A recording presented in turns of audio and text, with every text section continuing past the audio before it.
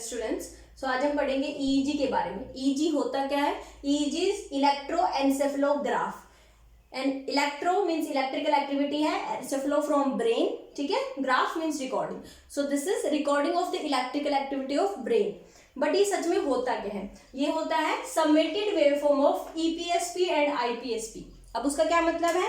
हम यहाँ रिकॉर्डिंग जो कर रहे हैं वो कर रहे हैं स्कैल्प पे, ठीक है।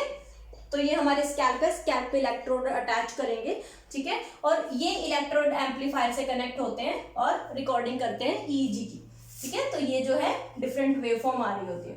अब ये वेवफॉर्म जो है इसका मीनिंग क्या है ये आपको पता होना चाहिए, ठीक है। तो हमें पता है यहाँ पिरामिडल सेल्स होते हैं, तो डायरेक्टली सेल से हम एक्शन पोटेंशियल रिकॉर्ड तो नहीं कर रहे हैं यहाँ पे, ओके। तो जो पिरामिडल सेल्स हैं इनके डेंड्राइट्स होते हैं, ठीक है, जो कॉर्टेक्स लेवल तक आ रहे होते हैं। तो बेसिकली इन डेंड्राइट्स पे कई टाइप के न्यूरॉन जो है वो साइनेप्स कर रहे होते हैं, ठीक है। तो अगर हम एक इस एरिया को देखें जूम करके, तो एक मान लो ये साइनेप्स है और ये डेंड्राइट है, ठीक है, ओके। तो अगर ये साइनेप्स एक्साइटेटरी न्यूरोट्रांसमीटर रिलीज करेगा, अगर पॉजिटिव चार्ज इसकी वजह से अंदर ज्यादा होते हैं तो इसे हम बोलेंगे ईपीएसपी, राइट, ठीक है। ऑन द अदर हैंड अगर ये नेगेटिव चार्ज ज्यादा करेगा, मान लो एक और साइनेप्स यहाँ हो रहा है, ये नेगेटिव चार्ज ज्यादा करेगा, तो इसे हम बोलेंगे आईपीएसपी। तो एक्साइटेटरी पोस्ट साइनेप्टिक पोटेंशियल और इनहिबिटरी पोस्ट साइनेप्टिक पोटेंशियल, ठीक है। तो हमें यहाँ डिफरेंट वेवफॉर्म मिल रही है ना। तो कुछ पॉजिटिव वेवफॉर्म मिल रही है ईपीएसपी की वजह से, कुछ नेगेटिव वेवफॉर्म मिल रही है आईपीएसपी की वजह से, ऐसी बहुत सारी वेवफॉर्म यहाँ मिल रही हैं, ठीक है। तो इसकी वजह से जो हमारे submitted, so this is submitted EPSP and IPSP which leads to the submitted waveform which we call EEG, ठीक है। तो EEG बेसिकली स्कैल्प से हम सरफेस से हम मॉनिटर कर रहे हैं जो कि सबमिटेड एक्टिविटी है अंडरलाइन न्यूरॉन्स के EPSP और IPSP की, ठीक है। तो ये हो गया EEG होता क्या है। अब हम EEG को रिकॉर्ड कैसे करते हैं, ठीक है। रिकॉर्ड कैसे करते हैं हम ईजी को? अब रिकॉर्डिंग की अगर बात करें तो स्कैल्प से रिकॉर्ड होता है, ठीक है। अब स्कैल्प से दो टाइप के इलेक्ट्रोड्स हैं, वो होते हैं unipolar electrodes and bipolar electrodes, ठीक है। दो टाइप के इलेक्ट्रोड होते हैं स्कैल्प इलेक्ट्रोड्स। अब देखो इनका मीनिंग क्या है। जो मोस्ट एक्सेप्टेड जो सिस्टम है वो है मॉन्ट्रेल सिस्टम, मॉन्ट्रेल 1020 सिस्टम, ठीक है। वो हम किसी और वीडियो में डिस्कस करेंगे क्या होता है। बेसिकली हम हेड की सर्कमफ्रेंस को मेजर करेंगे और उसके इलेक्ट्रोड जो प्लेस करेंगे वो उसके फिक्स प्रोपोर्शन आइदर 10% और 20% पे सब इलेक्ट्रोड प्लेस करते हैं, ठीक है। तो उसे बोलते हैं 1020 सिस्टम।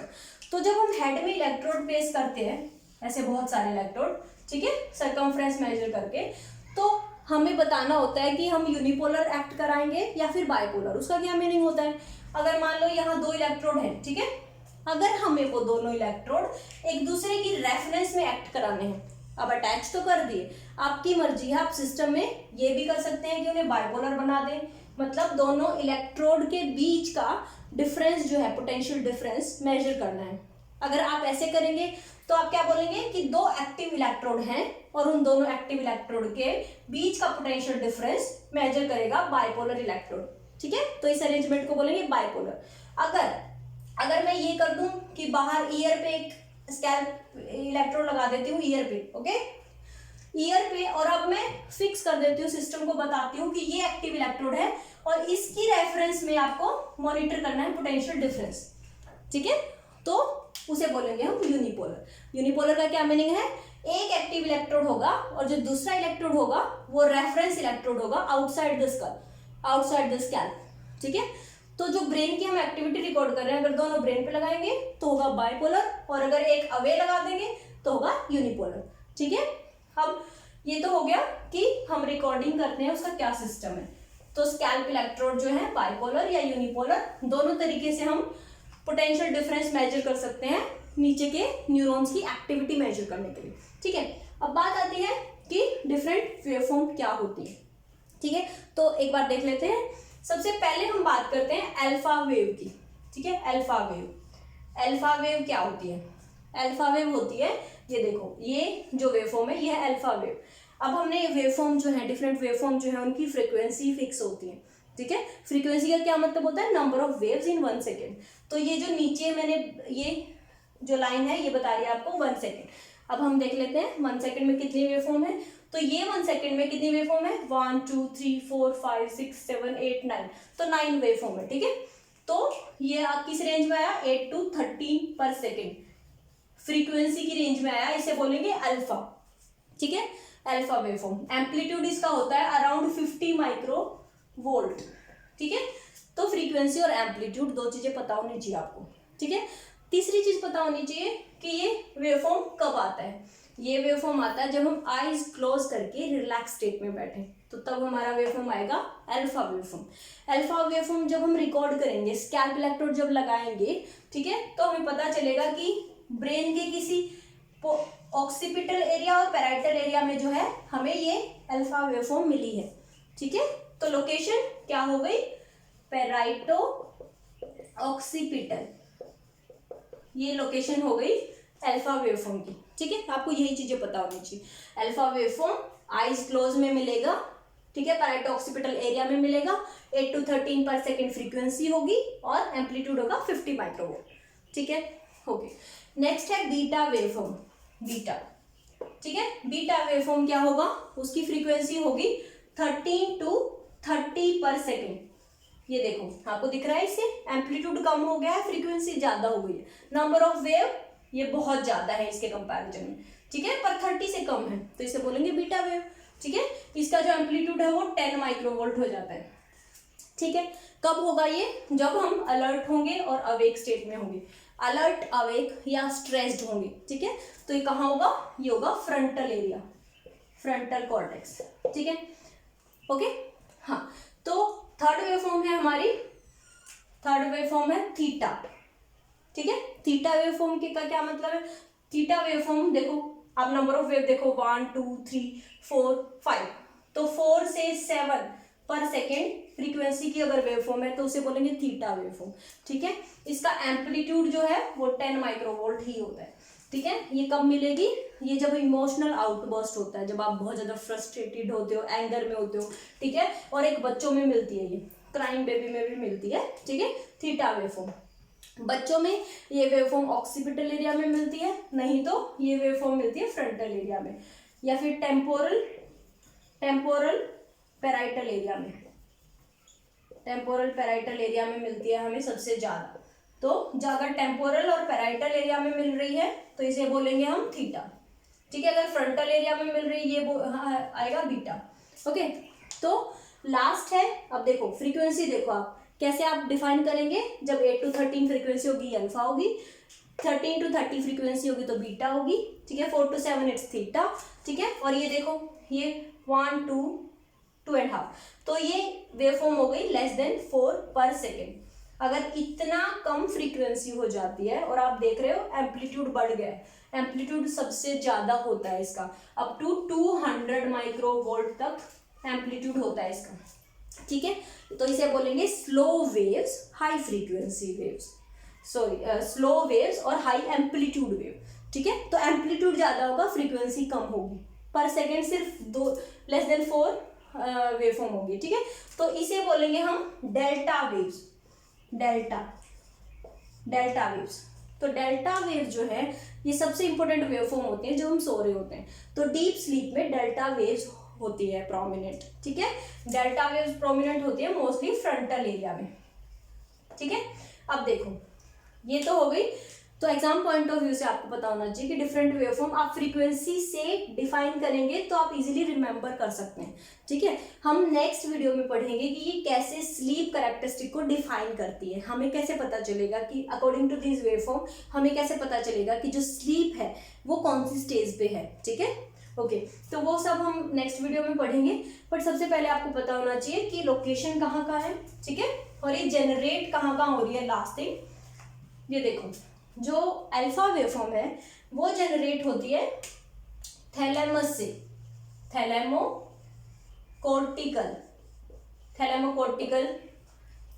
जो फाइबर्स होते हैं, प्रोजेक्शंस होते हैं, वो अल्फा रिदम को जनरेट करते हैं। अगर रफली हम देखें, ठीक है, ये देखो ये पोन्स, ये मेडुला, ठीक है, मिड ब्रेन, पोन्स, मेडुला और ये स्पाइनल कॉर्ड। तो अगर हम देखें तो ये रेटिकुलर फॉर्मेशन है, रेटिकुलर फॉर्मेशन करता है बीटा जो रिदम है उसको जेनरेट, ठीक है। सबसे इंपॉर्टेंट चीज है ये रेटिकुलर फॉर्मेशन ही है। अगर उस फाइबर को कट कर दोगे आप, रेटिकुलर फॉर्मेशन के असेंडिंग फाइबर्स होते हैं। ये हो गया थैलेमस, थैलेमस में जा रहे होते हैं ये इंटरलैमिनर, थैलेमस में इंटरलैमिनर जो फाइबर्स हैं ये इसमें जा रहे होते हैं, ठीक है, और फिर पूरे कॉर्टेक्स को प्रोजेक्ट कर रहे होते हैं।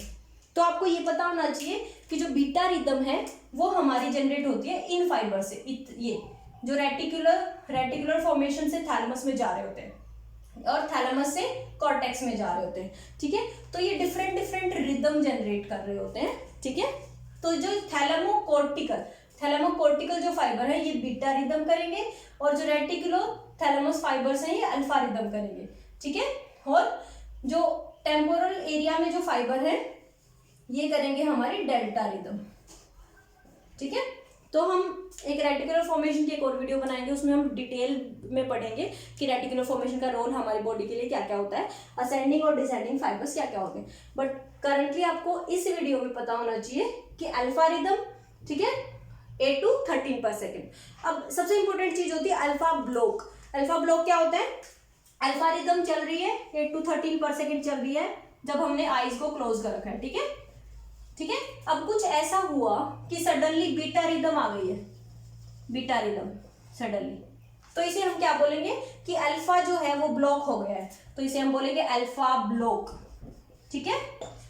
अल्फा सिंक्रोनाइज्ड रिदम से असिंक्रोनाइज्ड बीटा रिदम में कन्वर्ट हो जाना, इसे बोलेंगे अल्फा ब्लॉक। अल्फा ब्लॉक किस कंडीशन में होता है? जब आइदर आप सडनली लाइट ऑन करेंगे या फिर हाइपर वेंटिलेट कराएंगे सब्जेक्ट को, या फिर सडनली आई ओपन कराएंगे, ठीक है, या फिर सडनली कोई ऑडिटरी ऑल्फैक्टरी कोई भी स्टिमुलस देंगे, ठीक है। तो सडनली जब इनमें से कोई भी स्टिमुलेशन करेंगे और आई क्लोज करके वो बंदा बैठा होगा, सब्जेक्ट बैठा होगा अल्फा रिदम के साथ, जब सडनली आप ये स्टिमुलेशन देंगे तो अल्फा रिदम की बजाय बीटा रिदम एक्टिवेट हो जाएगी, जिसे बोलेंगे हम अल्फा ब्लॉक। तो ये बहुत इंपॉर्टेंट है, एग्जाम पॉइंट ऑफ व्यू से पूछा जाता है अल्फा ब्लॉक क्या होता है, ठीक है। Last thing left is significance of EEG. EEG का क्या सिग्निफिकेंस है, क्यों पढ़ते हैं हम ईईजी? तो सिग्निफिकेंस क्या है इसका, देखो सबसे इंपॉर्टेंट सिग्निफिकेंस है स्लीप को डिफाइन करने के काम आता है, ठीक है, स्लीप की स्टेजेस बताने के काम आते हैं, ठीक है। न्यूरोलॉजिकल डिसऑर्डर्स में सबसे इंपॉर्टेंट एपिलेप्सी को डिफाइन करने के काम आता है। कौन सी एपिलेप्सी है, अलग अलग कैरेक्टरिस्टिक्स है उसके, ठीक है। या फिर कोई ट्रॉमा अगर हो गया है, जैसे सबड्यूरल हीमोटोमा, सबड्यूरा स्पेस में हीमेटोमा, ब्लड कलेक्शन हो जाता है, ठीक है, तो हमें ईजी से पता चलेगा, ठीक है।